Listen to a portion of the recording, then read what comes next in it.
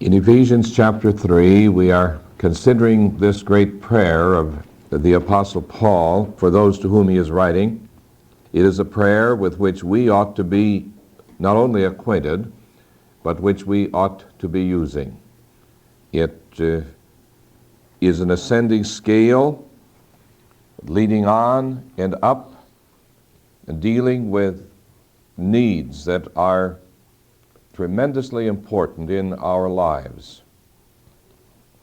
Tonight, our subject is the supply and base of life in Christ, from the last part of verse 17.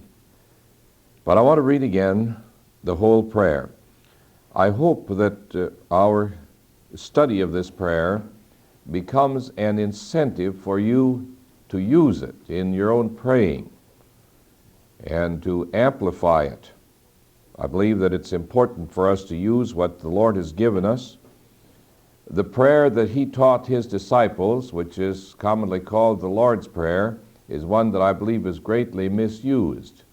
It is done with what he has said shouldn't be done. It's just used in empty repetition a good deal.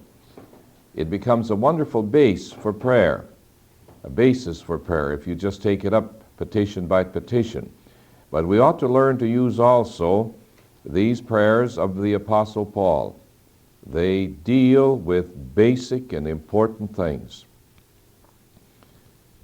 Ephesians 3, beginning with verse 14, "For this reason I bow my knees before the Father, from whom every family in heaven and on earth derives its name, that he would grant you, according to the riches of his glory, to be strengthened with power through his Spirit in the inner man, so that Christ may dwell in your hearts through faith, and that you, being rooted and grounded in love, may be able to comprehend with all the saints what is the breadth and length and height and depth, and to know the love of Christ, which surpasses knowledge, that you may be filled up to all the fullness of God."